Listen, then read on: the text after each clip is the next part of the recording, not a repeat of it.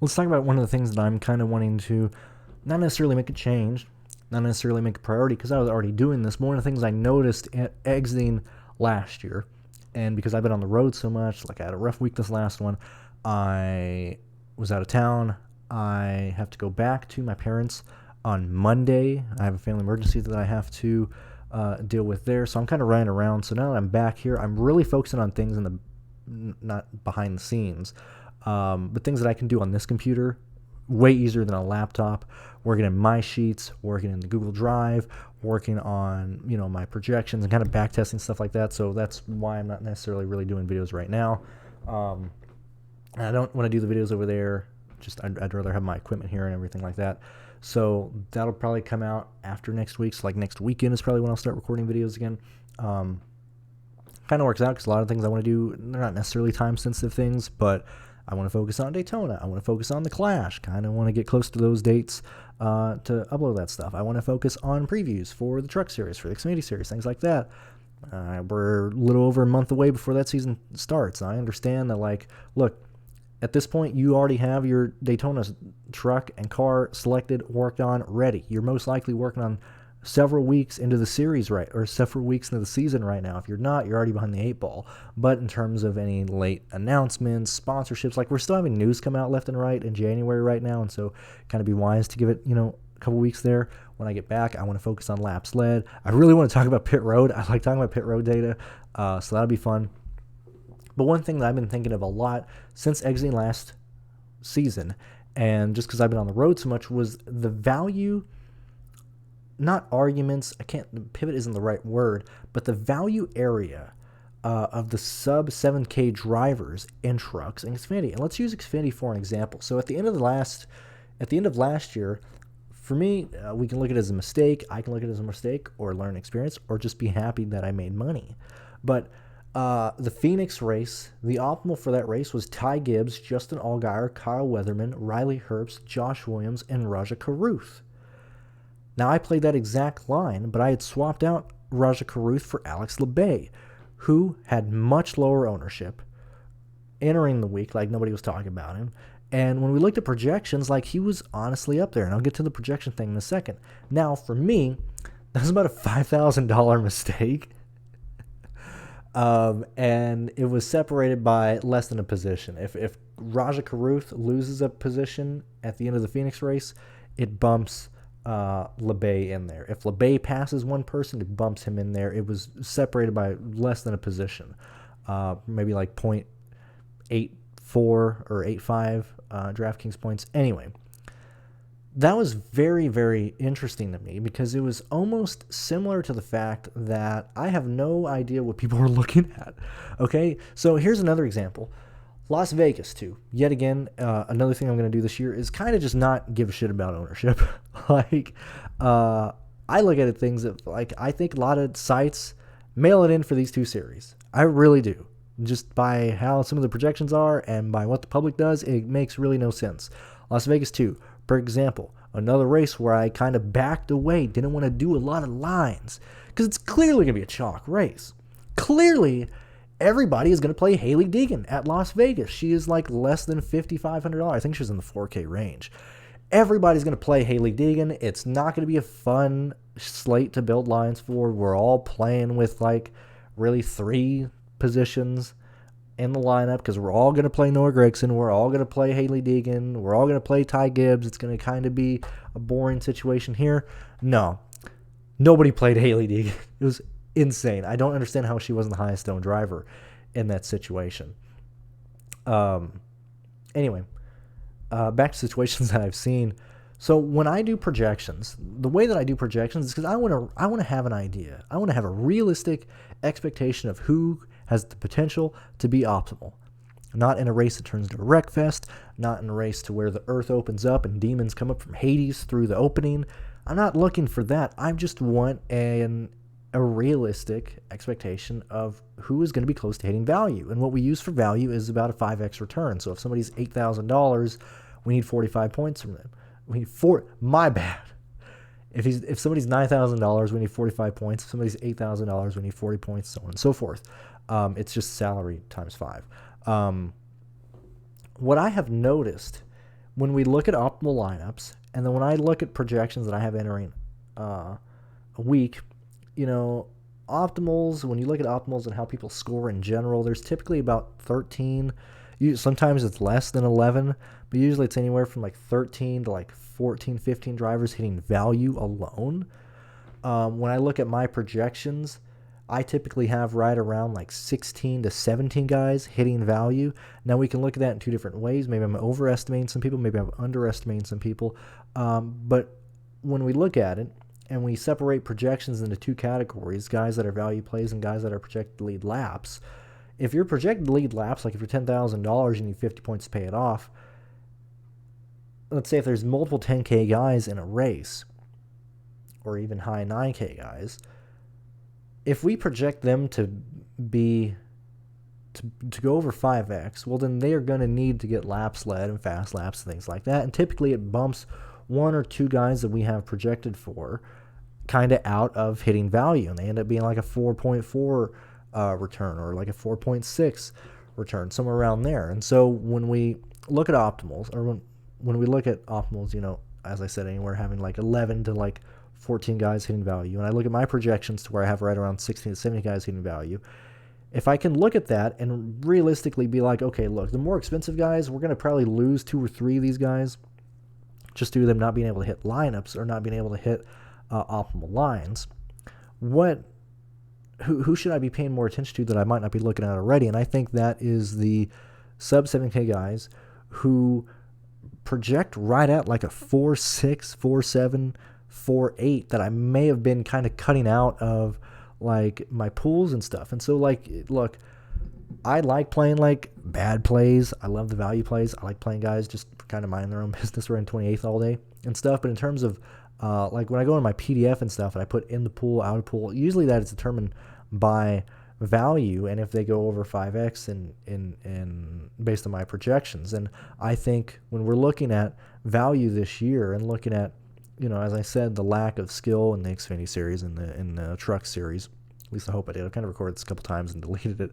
I think we can realistically start looking at value drivers and value plays that might be projected for like a 4.8 type of day, a 4.7 type of day.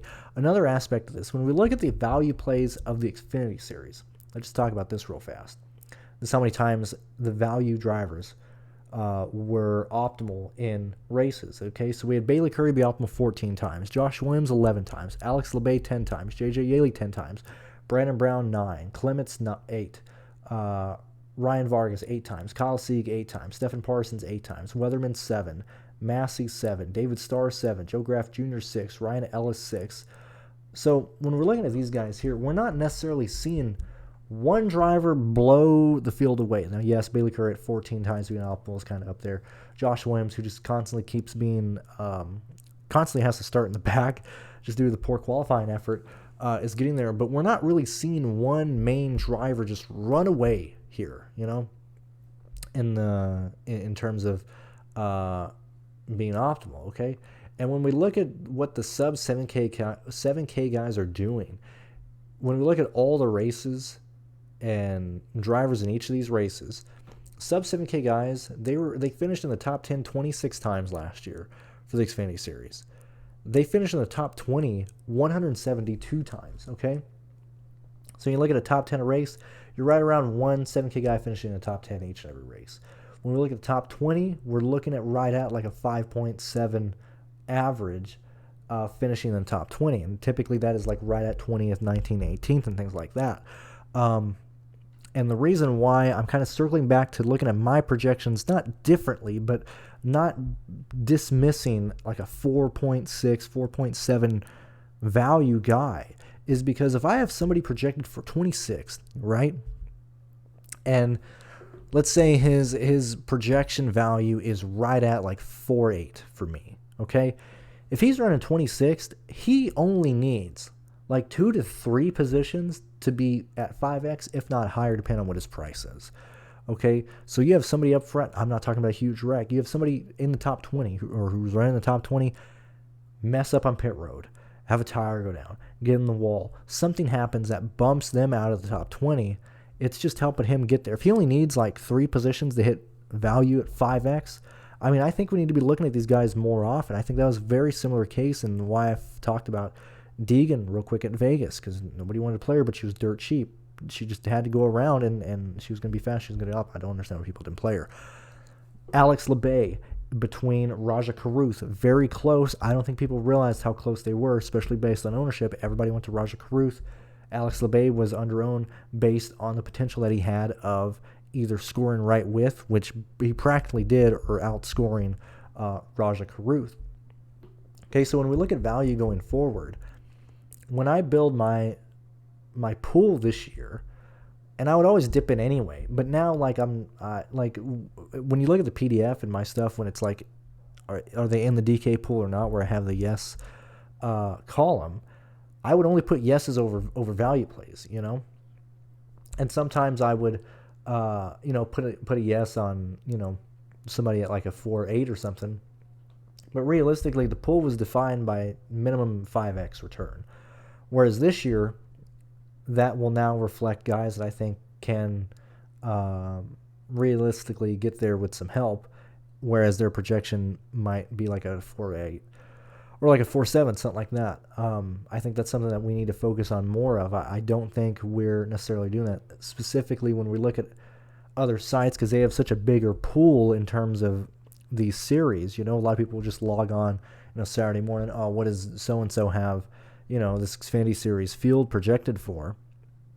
And that kind of pulls ownership, and we kind of see a lot of the people projected, or that I would have projected for like a 4-8, 4-7, have like no ownership compared to a guy that's projected for like a 5x or something. I don't think that's necessarily right. I think the ownership should be distributed.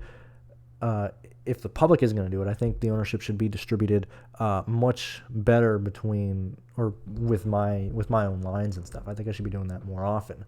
And then the other thing I want to touch on, like I said, Haley Deegan, at the end of the year at Phoenix, I kind of just played light, didn't want to do it.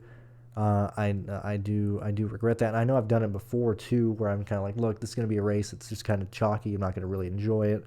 I'm not going to really enjoy building lines, and then the ownership really doesn't follow how I think it's going to follow. And so this year I'm going to try and be, and it's not even aggressive. I'm just going to try and not pull back as much as I would do whenever I would think something is kind of like black and white, because clearly the public doesn't see it that way. And I'm probably not taking advantage of that enough, or I'm not taking advantage of it at all, really, in comparison to what I should be doing. But yeah, that was like just a quick thing I wanted to focus on. So like, yeah, value plays, projections wise, like if you see somebody specifically for Trek and Xfinity, if you see somebody for like a 4-8, 4-9, 4-7 value, I think you need to have them in the pool, and I think you should realistically probably play more of them than we have been, instead of it just being a hard yes or no. If you're at a 5.0 value, I think we can afford in these series to bump that down to like a 4-8, 4-9, And sure, as I said, like if it's more expensive guys, of course it's a bit harder. But when we're seriously dealing with like sub 7 and certainly sub 6K guys, the difference between a 4-7 value and a 5x value really isn't that big. That's like 2 or 3 positions.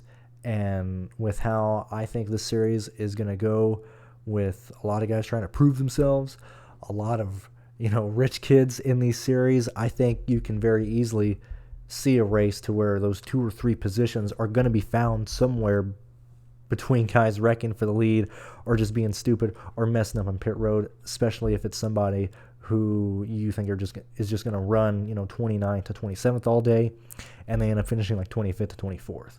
Like I think that's something we need to focus on a lot more this year, and I think we're going to have value plays, and value plays being optimal, really spread out.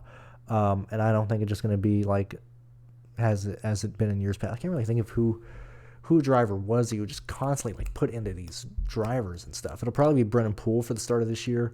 But we saw so many people be optimal value plays this year that I think we need to expand the value pool, not necessarily your player pool. Like, I'm not saying go from like 17 drivers to 23 drivers a race, but if I got 16 guys projected over 5x, I can realize, like, hey, as I said, some of the more expensive guys will probably not hit 5x because they won't be able to lead or get laps led. So realistically, if I have 16 guys over 5x, we'll probably end up having 13 or 14 of those hit 5x in general. And then I probably have an additional 2 to 3 or 4 drivers that I had at like a 4.7 value that I didn't include before. So I could probably add those in there. And then realistically, we're still right at like 16 guys realistically projected to be optimal and stuff. So that's kind of just something I've been thinking about while I've been on the road that I want to touch on.